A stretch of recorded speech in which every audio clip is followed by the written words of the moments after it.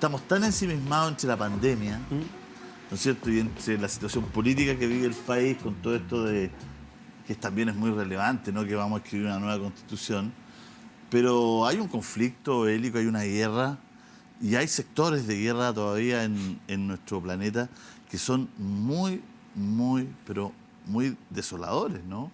Lo que está pasando con Palestina e Israel es realmente brutal. Sergio, las guerras. Las guerras pareciera, nos creemos civilizados, pero pareciera que no somos capaces de gobernarlas, de dominarlas, de vivir sin ellas. Claro, las guerras parece que desaparecen momentáneamente mientras es más la pérdida que la ganancia. De hecho, hay un investigador, un antropólogo, que dice que nosotros, en el fondo, estamos como en el mejor momento de las épocas y que desde el principio de los tiempos hasta ahora han ido disminuyendo consistentemente las muertes, incluyendo el siglo XX, con los 200 millones de muertos que tuvo, digamos. Pero, mira, no sé si les voy a adelantar un poco, pero cuando hablamos en pauta de poder conversar de esto, yo pensé en algo. Yo quiero dar una pequeña predicción que por supuesto va a ser totalmente conspiranoica. Pero yo tengo la impresión que de aquí al año 2040, y si estoy vivo en ese momento me hago cargo de mis palabras, de aquí al año 2040 existe Te vamos a grabar, ¿eh? ¿Te podemos? Sí. 20 años más. Grabemos, si tampoco es tanto, No son es tanto. 20 años más. 19 años más. ¿Sí? De aquí a Es harto y 19, es mucho. de aquí a 19 años más es muy probable que tengamos una guerra de proporciones muy grandes, mundiales. ¿Por qué? Porque las guerras ocurren normalmente cuando hay un poder hegemónico, el policía del mundo, en 1870 era Inglaterra. Y eso controlaba de que Europa no tuviese guerra. Ese poder hegemónico, para mantener su economía bien, le dio herramientas a poderes más pequeños. Estados Unidos, Alemania. 40 años después, Alemania y Estados Unidos habían crecido. Y Alemania decidió tener sus propias alas. Y se dieron las condiciones para la Primera Guerra Mundial. Actualmente Estados Unidos está en decadencia, aproximadamente hace 20 años, notoriamente con China. Al parecer, las etapas donde hay menos guerra es cuando existe este policía mundial. Pero está empezando a ser puesto en duda. Y además de eso, de aquí al 2040, ¿sabías tú de que un 90% de la población del mundo va a estar con crisis de agua? 90% de los humanos en la Tierra no van a tener agua. De hecho, ya en Cape Town, en Ciudad del Cabo, el 2017, ya llegaron a un momento de cero, del día cero. El día en que la ciudad ya no se sostiene a sus habitantes con agua. Y alguien diría, bueno, tengan planta desalinizadora. No hay que irse para allá, aquí en Melipilla, ¿no? Claro. No tienen agua para tirar la cadena. No hay agua. No tienen agua para tomarse un vasito de agua. Entonces, piensen ustedes, claro, uno diría, ¿puede sacar agua del mar? No, porque usted tiene que alimentar a los millones de seres humanos, a la agricultura y al ganado. Y es una cantidad tan inmensa de agua que Estados Unidos está en crisis, Chile está en crisis, el mundo está en crisis. Entonces, de aquí al 2040, el recurso va a ser tan escaso que quizás se den las condiciones por el tema de la hegemonía, pérdida de hegemonía de Estados Unidos versus China y la escasez del agua, que es un recurso vital, de que sí los países puedan decidir que es más caro mantenerse así que ir a una guerra para sobrevivir con los recursos de agua, que el 1% del agua del mundo es agua dulce disponible para consumo, el resto es la que está en los polos. Es muy poca. Entonces, por eso yo creo que de aquí a unos años más, décadas, puede que estemos en un escenario donde podamos recordar de nuevo eso, espero que no. Mauricio. Yo creo, lo he dicho aquí varias veces, para entender el presente hay que entender la historia, tanto en lo individual como en lo social. Y otra de las cosas que tiene desde mi punto de vista conocer la historia de lo que se puede conocer, ¿no? Es que te permite no predecir el futuro, pero aumenta las probabilidades cuando manejas buena información con respecto al pasado, porque muestra una cierta tendencia hacia dónde se dirigen las cosas. Dicho eso, permíteme 2 minutos, 1 minuto y medio, trataré de hacerlo más breve, para entender la guerra del Medio Oriente. Esta guerra del Medio Oriente es extremadamente interesante. Se remonta el origen de esta guerra que estamos viendo hoy día, que llevamos 10 días, 11 días, 200 y tantos muertos. Qué lástima decir tanto, como si uno no fuera suficiente. Esta guerra se origina hace 3.800 años atrás. Y a mí no me parece que sea un dato menor entender que una guerra después de 3.800 años, su origen tenga hoy día repercusiones.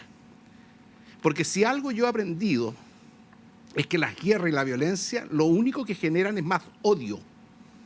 Entonces, la hoguera de la violencia, del odio que existe entre estos dos pueblos, se remonta a sus orígenes. Abraham, el padre de 3 religiones, el judaísmo, el cristianismo y el islamismo, de las 3 religiones. Y todo parte por una historia de amor y desamor. Mira qué interesante. El efecto mariposa. Abraham tenía esclavas que eran sus concubinas. Tenía una esposa, Sara, que no lo podía hacer, que no podía tener hijos.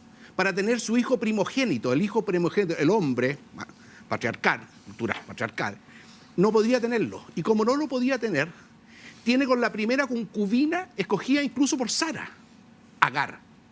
Y tienen un hijo, el primogénito, Ismael. Ismael, nació el heredero de Abraham. Fiesta, todo fiesta, incluida Sara.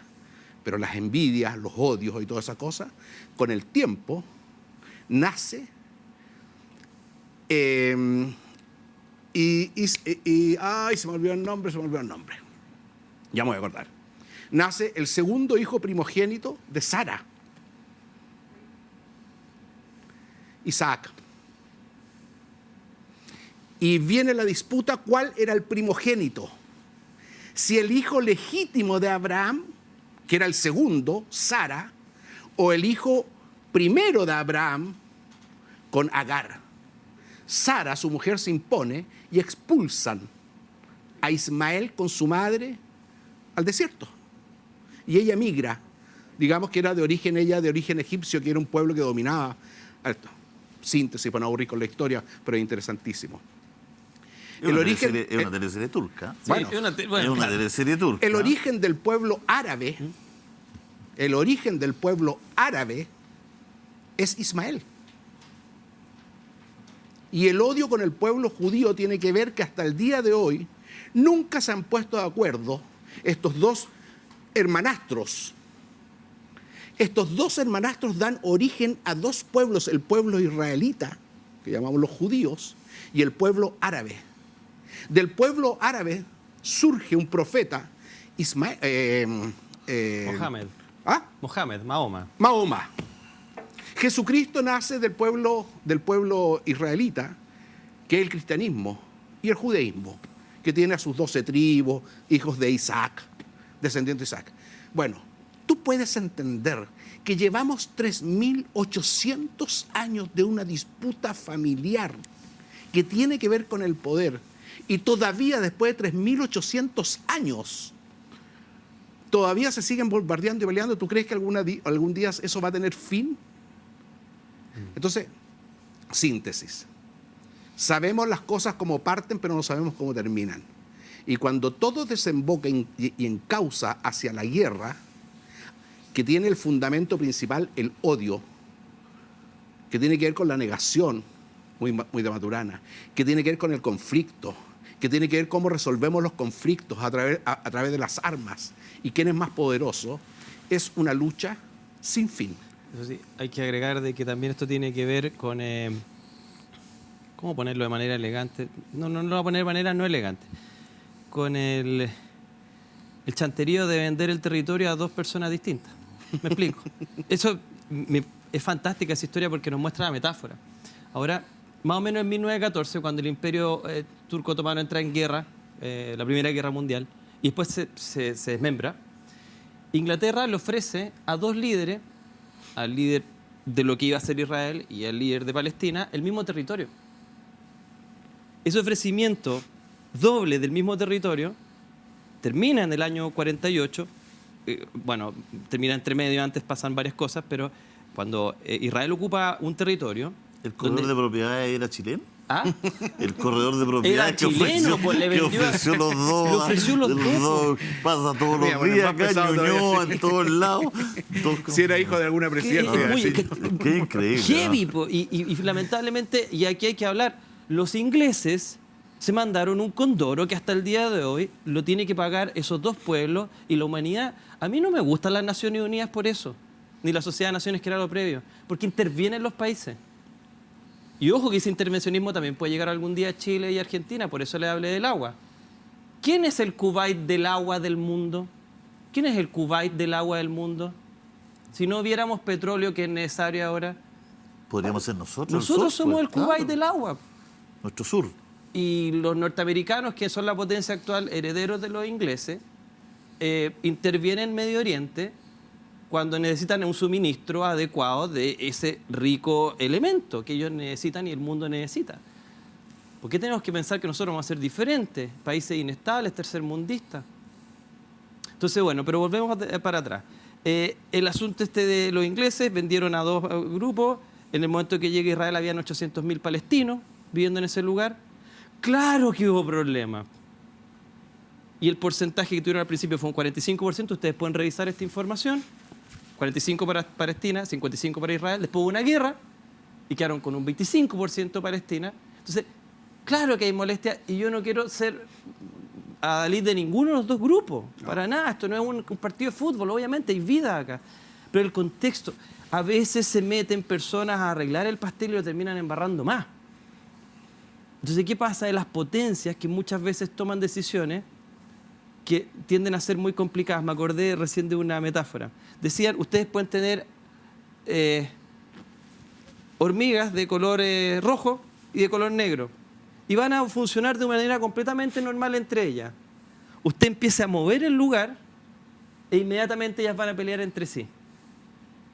Entonces, ¿qué es lo que pasa? A veces los movimientos son producidos por una tercera fuerza y genera un conflicto entre dos grupos que no estaban en conflicto antes.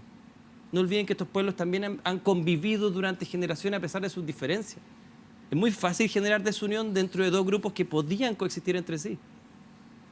Entonces, es cierto, hay una lucha histórica desde el principio de la historia de la civilización. Pero también hay una lucha asociada a intereses políticos de otras naciones que intervienen. El negocio de llevarse mal, po. Exacto. También el negocio de llevarse mal, pues sí, pues. Este es como cuando, ¿no es cierto?, lo que contaban los abuelos, pues las familias terminan de pelear, se ponen la buena y ¿ahora qué hacemos? Entre el origen de la Primera Guerra Mundial, 1915, 16 creo, tengo entendido, termina el 19.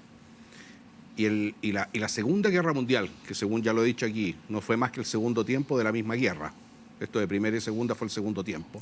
Con armas más modernas también.